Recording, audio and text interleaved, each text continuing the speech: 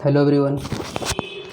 चलिए इस वीडियो में हम लोग डिस्कस करते हैं कुछ नए टॉपिक्स के बारे में। इसके पहले हम लोगों ने डिस्कस क्या किया था लेक्चर नंबर 3 में। ये आपका लेक्चर नंबर 4 है। तो लेक्चर नंबर 3 में हम लोगों ने डिस्कस किया था टाइप्स ऑफ प्लांट लेआउट के बारे में, और 3 टाइप्स ऑफ प्लांट लेआउट हम लोगों ने देखा था। फर्स्ट आपका था प्रोसेस, जिसको हम लोग फंक्शनल लेआउट भी बोलते हैं, और सेकंड आपका था प्रोडक्ट, जिसको हम लोग लाइन लेआउट बोलते हैं। थर्ड था आपका फिक्स्ड पोजीशन लेआउट। ठीक है, तो इसके पहले मतलब टोटल 3 लेक्चर हो चुके हैं आपके। ये आपका लेक्चर नंबर 4 है। तो जिन लोगों ने अभी तक लेक्चर नहीं देखा होगा तीनों यूनिट नंबर 2 का, तो वीडियो के नीचे डिस्क्रिप्शन में आपको लिंक मिल जाएगा। ठीक है, तो वहाँ से जाकर आप देख सकते हो। तो यूनिट नंबर का ये लेक्चर नंबर 4 है, जिसमें हम लोग डिस्कस करने वाले कंसेप्ट है जिसका नाम है क्या, ग्रुप टेक्नोलॉजी। देखो नाम में क्या है, ग्रुप का मतलब क्या था, समूह। तो यहाँ पे हम लोग क्या समझेंगे कि जैसे कि प्रोडक्शन सिस्टम में क्या होता है, बहुत सारे अलग अलग मतलब जो आपके प्रोडक्ट होते हैं उनका हम लोग क्या करते हैं, वहाँ पर मैन्युफैक्चरिंग करते हैं। तो बहुत सारे कुछ ऐसे भी प्रोडक्ट होते हैं ना, जिनकी जो डिज़ाइन वगैरह जो होता है ना, वो सिमिलर होता है, मतलब एक जैसे होता है। तो हम अपने इजी के लिए क्या करते हैं कि जिन सारे ऐसे प्रोडक्ट्स जिनकी जो डिज़ाइन है वो सिमिलर है, उनको एक ग्रुप में मिला लेते हैं, और ग्रुप में मिला के फिर इन लोगों को एक साथ मैन्युफैक्चर करते हैं। ऐसा करने से ये होता है कि थोड़ा हमारे लिए टाइम सेविंग भी हो जाता है। ठीक है, क्योंकि एक जैसा जो सिमिलर डिज़ाइन वाले जितने भी प्रोडक्ट रहेंगे वो एक जगह पर रहेंगे, और जो स्पेस जो होता है, जो जगह रहता है, उसका थोड़ा अच्छा से यूटिलाइज हो जाता है। ये नहीं कि एक यहाँ पड़ा हुआ दूसरा यहाँ पड़ा हुआ, ऐसा भी नहीं होता है।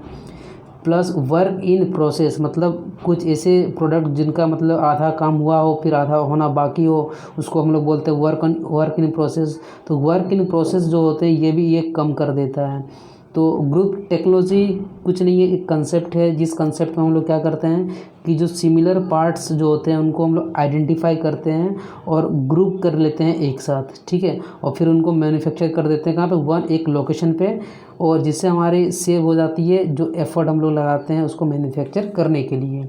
ठीक है, सो सिमिलर पार्ट जो होता है ये अरेंज होगा इनटू पार्ट फैमिलीज़, मतलब पार्ट फैमिलीज़ मतलब अलग अलग भैया कि कौन सा पार्ट किस जगह पे जाना वाला है, और सारे पार्ट जो एक जगह रहेंगे उनकी जो डिज़ाइन रहेगी वो सेम रहेगी। इसीलिए हम लोग इसको एक जगह पे कर रहे हैं, क्योंकि फिर एक जगह पे करने के बाद इनका मैन्युफैक्चर भी हमें एक ही साथ करना रहता है। ठीक है, where each part family pages मतलब रखना सिमिलर डिज़ाइन और मैन्युफैक्चरिंग। तो किसी ने पूछा चलो ठीक है, ग्रुप टेक्नोलॉजी के बेनिफिट तो बता दो। तो सिंपल सी बात है यार कि वर्क इन प्रोसेस इन्वेंट्री हम लोग समझेंगे आगे, एक टॉपिक भी है।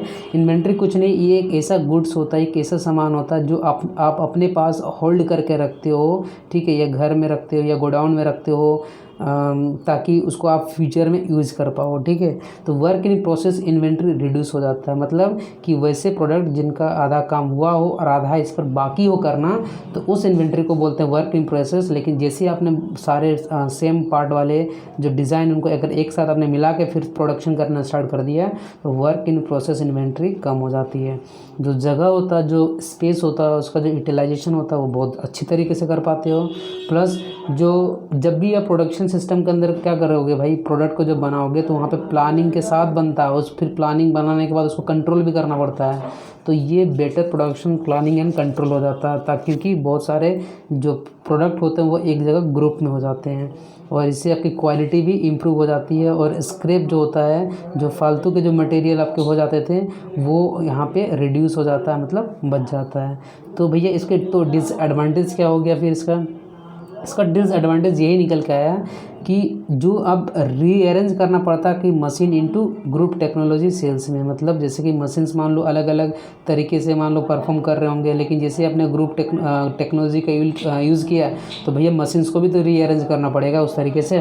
ठीक है, और ये इस तरीके से एक एक्सपेंसिव भी हो जा रहा है, and disruption associated with this transaction to group technology machine cells, मतलब सिंपल सी बात है कि ये एक एक्सपेंसिव के साथ साथ एक डिसरप्शन भी क्रिएट कर देता है, जो कि आपका मशीन सेल्स के मतलब रेस्पेक्ट में बात कर रहा है। तो ये इसके डिसएडवांटेज हो गया। ठीक, सिंपल सी बात है, ग्रुप टेक्नोलॉजी कुछ नहीं, क्या कंसेप्ट है। अब मटेरियल हैंडलिंग क्या होता है, देखो मान लो ये प्रोडक्शन सिस्टम है यार। ठीक है, ये प्रोडक्शन सिस्टम है। अभी आप कोई प्रोडक्ट बनाना चाहते हो, क्या कोई भी प्रोडक्ट बनाना चाहते हो तो सबसे पहले आप क्या करते हो, रॉ मटेरियल कहीं से खरीद कर लाते हो। ये रॉ मटेरियल यहाँ पे एंटर करेगा और मान लो जब भी इस पे जितने भी जो भी प्रोसेस या जो भी ऑपरेशन हुआ होगा और बाहर आपको दिख जाता है क्या, फिनिश्ड प्रोडक्ट दिख जा रहा है। तो आपको नहीं लगता कि भैया यहाँ एंट्री से लेके एग्जिट तक जब ये बंदा जाता होगा तो जब यहाँ पर इसका प्रोडक्शन सिस्टम में जब इस पर बहुत सारे ऑपरेशन हो रहे होंगे तो इस प्रोडक्शन हाउस के अंदर इस मटेरियल को, इस प्रोडक्ट को बहुत सारे जगह हैंडल करके रखना पड़ रहा होगा, मतलब उसको हैंडलिंग करना पड़ रहा होगा। तो वही हम लोग समझने वाले हैं कि जो मटेरियल हैंडलिंग होता है किसी भी प्रोडक्शन सिस्टम में, टोटल प्रोडक्शन कॉस्ट पे क्या इफ़ेक्ट पड़ता है या नहीं पड़ता है। क्या मटेरियल हैंडलिंग अगर हम अच्छी तरीके से करें तो प्रोडक्शन कॉस्ट जो होता है प्रोडक्शन सिस्टम के अंदर क्या घट जाता है, बिल्कुल घट जाता है। ये हम लोग देखने वाले हैं, क्योंकि आप देखोगे कि प्रोडक्शन सिस्टम के अंदर मतलब टोटल जो कॉस्ट निकल के आता ना किसी भी मटेरियल को बनने के लिए, तो 50 से 60% रफली जो कॉस्ट होता है वो मटेरियल को हैंडल करने में ही लग जाता है। मतलब कि भैया एक जगह काम हुआ फिर दूसरी जगह जाता है, फिर एक जगह से दूसरी जगह ले जाने के लिए उसको मतलब कुछ टेक्नोलॉजी यूज़ करते हो, तो वहाँ पर आप क्या कर रहे हो, मटेरियल को हैंडल ही कर रहे हो ना। तो इस तरीके से हम लोग देखते हैं कि अगर मटेरियल हैंडलिंग का कंसेप्ट अगर आप अच्छी तरीके से मान लो यूज़ करोगे तो भैया आप प्रोडक्शन कॉस्ट को भी कम कर सकते हो। तो एक क्वेश्चन के फॉर्म में मैंने समझाया हुआ है कि why material handling is compulsory in production system, मतलब प्रोडक्शन सिस्टम में मटेरियल हैंडलिंग करना क्यों, मतलब आवश्यकता क्यों है इसकी। अब आप समझो कि starting from time the raw material enters the factory gate and goes out of the factory gate in the form of finish product it is handed at all stages. मतलब कि जब आपका जो इन्वेंट्री होता है जब वो गेट में मान लो एंटर करता है और जब वो बाहर जाता है तो भैया उसको हैंडल करना पड़ता है ऑल स्टेजेस में, ठीक है।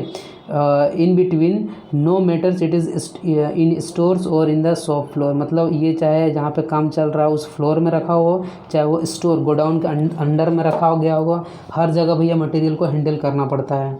तो इससे फिर ये देखा गया है कि एक एस्टिमेशन इससे निकला है कि रफली 20 से 60% जो टोटल प्रोडक्शन का कॉस्ट है ना वो मटेरियल को हैंडल करने में ही लग जाता है, ठीक है। और रफली अगर बात करूँ अगर कोई कंपोनेंट या कोई प्रोडक्ट है तो उसको जो मतलब 50 टाइम्स या इससे भी ज़्यादा भैया फिनिश्ड प्रोडक्ट बनने तक हैंडल किया जाता है। तो भैया इतना जगह जब आप इसको हैंडलिंग कर रहे हो, अगर आपका मतलब मटेरियल हैंडल करने के लिए जो भी टेक्नोलॉजी होता है अगर आप उसको अच्छी तरीके से यूज़ नहीं करोगे तो भैया जो टोटल प्रोडक्शन कॉस्ट होता है ना ये बढ़ जाएगा। मतलब मटेरियल हैंडलिंग का बहुत ही ज़्यादा इंपॉर्टेंट है भैया किसी भी प्रोडक्शन सिस्टम में, ठीक है। तो इससे तो एक बात क्लियर हो गया कि जो कॉस्ट ऑफ प्रोडक्शन होता है किसी भी एक आइटम का वो आप कम कर सकते हो considerably by saving in by material handling cost के द्वारा। क्या कर सकते हो भैया, कॉस्ट को कम कर सकते हो।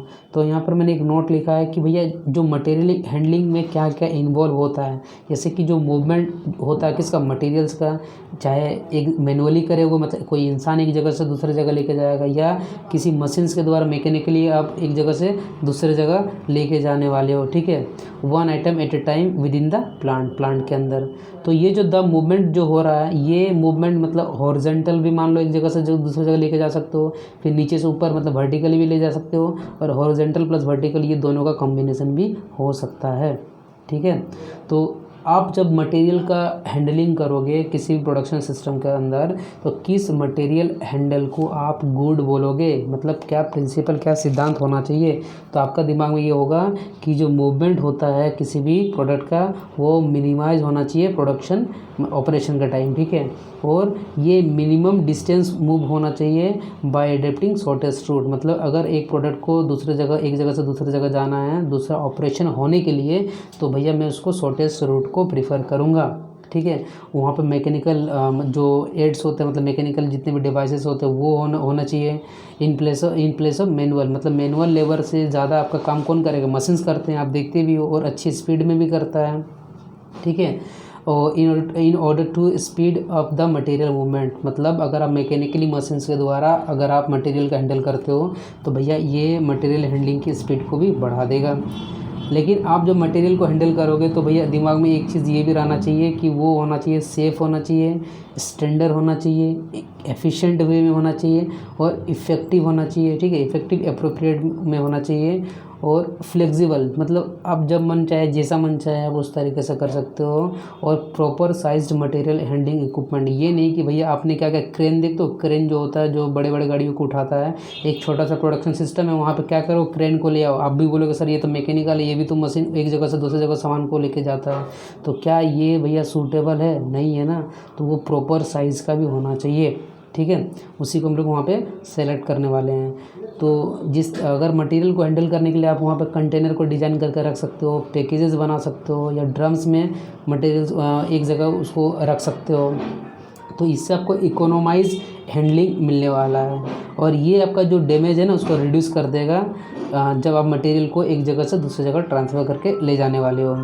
तो मटेरियल हैंडलिंग इक्विपमेंट जो होता है ये इनको पीरियडिकली चेकअप भी करना पड़ता है, मतलब चेकअप मतलब रिपेयर करना पड़ेगा, मेंटेनेंस, क्योंकि भैया है क्या मशीन सी है, मैकेनिकली पार्ट रहेंगे। तो भैया जब इनका मूवमेंट होता है तो आपको भी पता है कि भैया मेंटेनेंस मतलब कंटिन्यूसली इसमें अगर लुब्रिकेंट्स लगते हैं तो वो देना पड़ेगा, प्लस और भी कुछ अगर कुछ रबिंग हो गया तो भैया पार्ट्स भी चेंज करने पड़ेंगे। तो वो बोला गया कि यहाँ पर कंटिन्यूसली चेकअप करना पड़ेगा। तो कौन कौन से ऐसे मटेरियल हैंडलिंग के डिवाइस होते हैं, जैसे कि आगे में हम लोग डिटेल में पढ़ेंगे, लेकिन टाइप्स हम लोग देख लेते हैं इसमें कौन कौन से होते हैं। होइस्ट एंड क्रेन हो गया, कन्वेयर हो गया, फोर्क लिफ्ट ट्रक हो गया, ट्रॉलीज हो गया, पाइप्स हो गया, ऑटोमेटेड गाइडेड व्हीकल हो गया। ये सारे ऐसे इंपॉर्टेंट मटेरियल हैंडलिंग डिवाइसेस होते हैं जिसको हम लोग प्रोडक्शन सिस्टम में यूज़ करते हैं, ताकि मटेरियल हैंडलिंग अगर आप एफिशिएंट वे में करते हो तो टोटल प्रोडक्शन सिस्टम कॉस्ट जो होता है किसी भी प्रोडक्शन सिस्टम के अंदर आप उसको रिड्यूस कर सकते हो कंसिडरेबली, ठीक है। आई होप आपको समझ में आ गया होगा। तो नेक्स्ट वीडियो हम लोग क्या बात करने वाले हैं, डिटेल में पढ़ेंगे कि भैया चलो ये सब क्या क्या क्या होता है, कैसे कैसे ये सब होते हैं, डायग्राम भी हम लोग नेक्स्ट वीडियो में देखने वाले हैं इसका। तो मिलते हैं फिर नेक्स्ट वीडियो में। So guys thanks for watching this video.